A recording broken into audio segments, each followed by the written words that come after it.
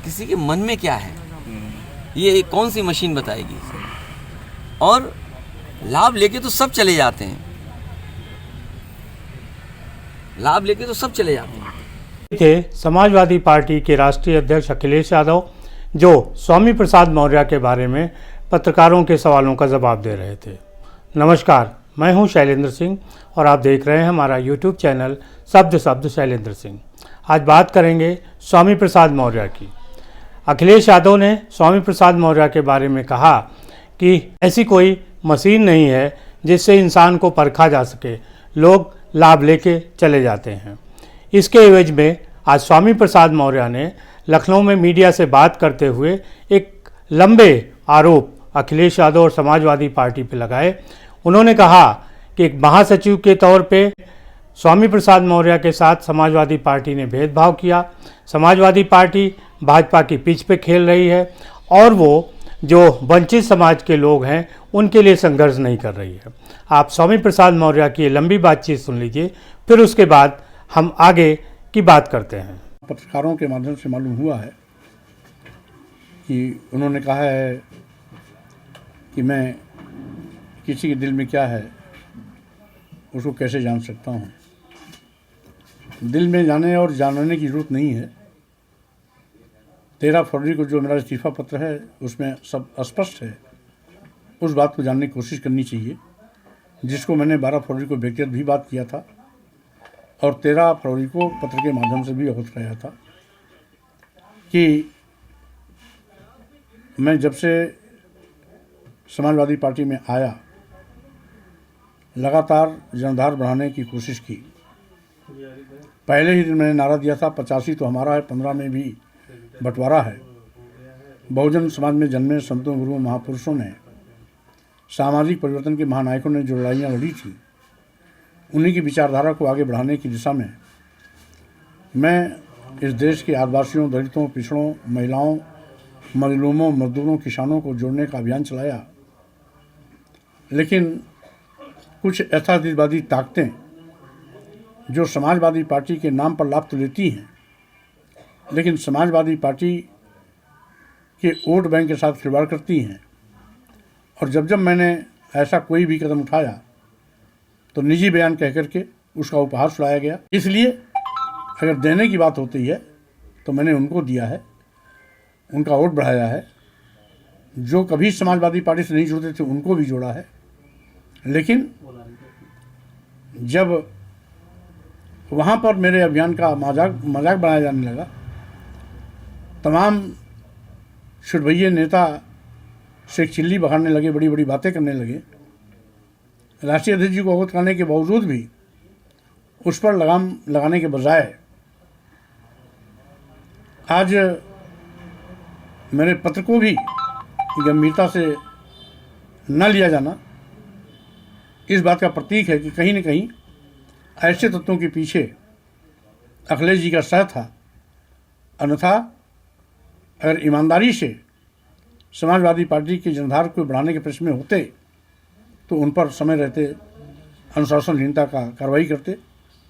लेकिन बहरहाल वो जो कुछ भी हमें दिए हैं कुछ तो वापस कर दिया, कुछ वापस हो जाएगा। मैं पद के पीछे नहीं भागता हूँ। मैंने सदैव वैचारिक लड़ाई लड़ी है, विचारों के साथ खड़ा रहा हूँ। वैचारिक टकराहट जब भी कभी मौका आता है तो मैं पहाड़ से भी टकराने की हिम्मत रखता हूँ। लोग अपनी राजनीतिक रोटियां सेकने की कोशिश कर रहे हैं। आज देश में बड़े पैमाने पर बेरोजगारी है, महंगाई है, गरीबी, लाचारी है। अनुसूचित जात, अनुसूचित जनजात और पिछड़ों के आरक्षण खत्म किए जा रहे हैं। जातिवार जनगणना की लंबे अरसे से मांग चल रही है। लोकतंत्र की हत्या की जा रही है। ईडी, सीबीआई, इनकम टैक्स का दुरुपयोग किया जा रहा है। देश की राष्ट्रीय संपत्तियों को निजी हाथों में भेजा जा रहा है। इन सारी चीज़ों को देखते हुए हमें जहाँ सड़क पर निकल कर लड़ाई लड़नी चाहिए, हम केवल घर बैठ करके तमाशा देख रहे हैं। अनुरोध करने के बावजूद भी उस पर एक कदम भी चलने की कोशिश नहीं की गई है। पार्टी के अंदर ही पदों में भेदभाव किया जा रहा है और जो सेकुलर होने की दुहाई देते हैं लेकिन बीजेपी की पिच पर खेलने के आदी हैं, ऐसे लोगों से समाजवादी पार्टी का भला होने वाला नहीं है। तो स्वाभाविक रूप से आज मैं उन्हीं विचारों के लिए आज भी खड़ा हूँ जिन विचारों के लिए समय समय पर मैं खड़ा था और आगे भी खड़ा रहूँगा। एक नहीं अनेक मौके पर कहे, ये निजी मौर्य जी का निजी बयान है। आखिर उनकी भी हैसियत एक राष्ट्रीय महासचिव की है, मेरी भी हैसियत एक राष्ट्रीय महासचिव की है। एक राष्ट्रीय महासचिव का बयान पार्टी का हो जाता है और दूसरे राष्ट्रीय महासचिव का बयान निजी हो जाता है। ये भेदभाव क्यों? अगर यही भेदभाव होना है तो ऐसा भेदभावपूर्ण पद मुझे नहीं चाहिए, क्योंकि मैं तो भेदभाव के खिलाफ लड़ता ही हूँ। मैं तो इस देश में जो विषमता है, जात पात छुआछूत ऊंच नीच का जो भेदभाव है, उस भेदभाव के खिलाफ लड़ाई लड़ रहा हूँ। और मेरे साथ भी यदि कोई भेदभाव होता है, पद के साथ भेदभाव होता है, गरिमा के साथ भेदभाव होता है, तो स्वाभाविक रूप से मैं उस पर प्रतिकार करूँगा ही करूँगा। और जो 13 फरवरी के पत्र में स्पष्ट है। इसलिए रही बात, उन्होंने कहा कि मैंने सम्मान दिया, तो मैं ये बताना चाहता हूँ कि समाजवादी पार्टी आज सत्ता में नहीं है, सम्मान देने की हैसियत में नहीं है। और अगर देने लेने की बात आई तो 2022 के पहले समाजवादी पार्टी के पास मात्र 45 विधायक थे। मेरे आने के बाद समाजवादी पार्टी के विधायकों की संख्या 111 हो गई। समाजवादी पार्टी का जनाधार जो समाजवादी पार्टी सरकार के दौरान भी नहीं था, वो 2022 के चुनाव में उनको मिला। 6.5% वोट की बढ़ोतरी हुई है। तो इस तरीके से आपने स्वामी प्रसाद मौर्य को सुना कि किस तरीके से वो अपनी सफाई पेश कर रहे हैं। उनका कहना है कि वो हमेशा सिद्धांतों की लड़ाई लड़ते हैं। अब इस बात को परख लेते हैं कि स्वामी प्रसाद मौर्य कितने सिद्धांतवादी हैं और किन किन सिद्धांतों की वो लड़ाई लड़ते रहे हैं। स्वामी प्रसाद मौर्य की जो राजनीति है वो बहुजन समाज पार्टी के साथ शुरू हुई। काशीराम और मायावती के साथ उन्होंने राजनीति शुरू की। कई बार के वो एमएलए हैं। मायावती की सरकार में वो मंत्री रहे। लेकिन जब उन्होंने देखा कि अब मायावती अपने बूते पे सरकार बनाने की स्थिति में नहीं है, बहुजन समाज पार्टी की सरकार नहीं बन रही है, तो 2016 में उन्होंने भारतीय जनता पार्टी का साथ पकड़ लिया। भारतीय जनता पार्टी वो पार्टी जिसको मनुवादी कह के स्वामी प्रसाद मौर्य एक समय में गाली देते थे, देवी देवताओं को गाली देते थे। लेकिन उस भारतीय जनता पार्टी की सरकार में न केवल स्वामी प्रसाद मौर्य शामिल हुए, बल्कि उनकी बेटी संघप्रिया मौर्य भी सांसद हैं और आज भी वो भारतीय जनता पार्टी के टिकट पे सांसद हैं। इसके बाद 2022 में उत्तर प्रदेश का विधानसभा चुनाव आया।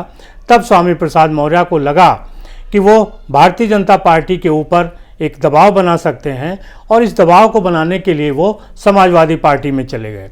यानी पहला सिद्धांत उन्होंने तोड़ा, बहुजन समाज पार्टी को छोड़ के, भारतीय जनता पार्टी को छोड़ के, और इसके बाद वो समाजवादी पार्टी में गए। समाजवादी पार्टी में गए तो उन्होंने कहा कि अब वो समाजवादी पार्टी में रहेंगे, अखिलेश को मुख्यमंत्री बनाएंगे। लेकिन विधानसभा चुनाव में वो अपनी खुद की सीट नहीं जीत पाए। अखिलेश यादव को मुख्यमंत्री बनाने के लिए गए थे, लेकिन अपनी सीट स्वामी प्रसाद मौर्य जीत नहीं पाए। और जब उनको लगा कि अब समाजवादी पार्टी में कुछ नहीं मिलने वाला है, तो किसी न किसी तरीके से वो बहाना बनाने लगे कि समाजवादी पार्टी उनके ऊपर कोई कार्रवाई करे और वो समाजवादी पार्टी छोड़ दें। अखिलेश यादव को बहुत भरोसा था स्वामी प्रसाद मौर्य पे, इसलिए वो बहुत सारी ऐसी बातों को नज़रअंदाज कर रहे थे जिनके खिलाफ समाजवादी पार्टी के दूसरे लोग थे। मसलन स्वामी प्रसाद मौर्य लगातार हिंदू समाज को गाली दे रहे थे। इस बात का विरोध खुद समाजवादी पार्टी के अंदर हो रहा था, लेकिन उसके बाद भी अखिलेश यादव ने स्वामी प्रसाद मौर्य के ऊपर कोई कार्रवाई नहीं की। असल में स्वामी प्रसाद मौर्य समाजवादी पार्टी को उसी समय छोड़ना चाहते थे जिस समय दारा सिंह चौहान और ओम प्रकाश राजभर ने छोड़ा था। अखिलेश इस बात को समझ गए थे, लिहाजा उन्होंने स्वामी प्रसाद मौर्य को पार्टी के साथ बांधे रखने के लिए उनको राष्ट्रीय महासचिव का पद दिया। इसके बाद भी जब वो चुनाव हार गए थे विधानसभा का, उसके बाद उनको एमएलसी बनाया गया ताकि वो विधान परिषद के सदस्य के जरिए रह सके। इसके बाद भी स्वामी प्रसाद मौर्य लगातार इस प्रयास में थे कि कैसे उनको मौका मिले और वो समाजवादी पार्टी छोड़ दें। जैसे जैसे लोकसभा का चुनाव करीब आ रहा था, स्वामी प्रसाद मौर्य की उलझन और बेचैनी बढ़ती जा रही थी। जब उनको लगा अब कोई रास्ता नहीं है, तो सीधे सीधे जब पीडीए की बात आई, राज्यसभा की जो लिस्ट आई समाजवादी पार्टी की, उसके ऊपर उन्होंने उंगली उठाई। उन्होंने अखिलेश यादव को एक पत्र लिखा और फिर कहा कि न मेरे पत्र का अखिलेश यादव ने जवाब दिया, न मेरी बातचीत का जवाब दिया, इसलिए मैं समाजवादी पार्टी छोड़ रहा हूँ, एमएलसी पद छोड़ रहा हूँ। पहले उन्होंने कहा कि वो महासचिव का पद छोड़ रहे हैं, फिर आज उन्होंने 2 अलग लेटर लिखे, एक समाजवादी पार्टी के राष्ट्रीय अध्यक्ष अखिलेश यादव को लिखा और प्राथमिक सदस्यता से इस्तीफा दिया। दूसरा उन्होंने विधान परिषद के जो सभापति थे उनको लिखा और कहा कि एमएलसी का पद छोड़ रहे हैं। तो बहुजन समाज पार्टी, भारतीय जनता पार्टी और समाजवादी पार्टी, इन तीनों को छोड़ा उन्होंने और आज स्वामी प्रसाद मौर्य कह रहे हैं कि वो सिद्धांतों से समझौता नहीं करते, वंचित समाज से समझौता नहीं करते, उनके अधिकारों से समझौता नहीं करते। कितने नादान हैं नेता कि जब जी चाहा, जैसा चाहा वैसा बयान दे लेते हैं और उनको लगता है कि जनता समझ जाएगी। दरअसल जनता अब धीरे धीरे इन दल बदलू नेताओं को समझने लगी है।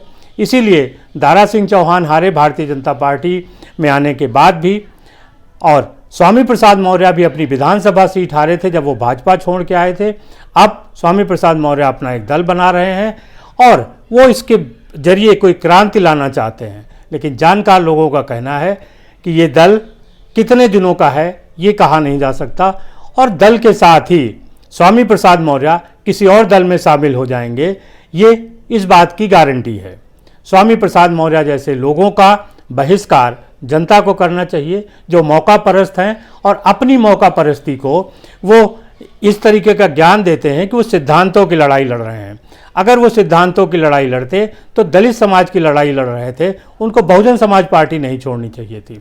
बहुजन समाज पार्टी छोड़ के वहाँ आए जिस दल को वो गाली देते थे, उसके बाद फिर समाजवादी पार्टी में आए। जब तक वो बहुजन समाज पार्टी का हिस्सा थे समाजवादी पार्टी को गाली देते थे और जब भारतीय जनता पार्टी का हिस्सा थे तब भी वो समाजवादी पार्टी को गाली देते थे और फिर उसी समाजवादी पार्टी में आकर वो अखिलेश यादव को मुख्यमंत्री बनाने लगे।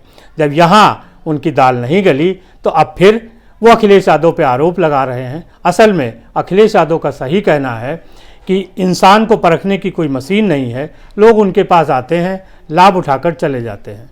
अखिलेश यादव पर भी एक आरोप है कि वो नेताओं को पहचानने में भूल कर रहे हैं, लिहाजा जो तारीफ करने वाले लोग हैं वो लाभ उठा लेते हैं।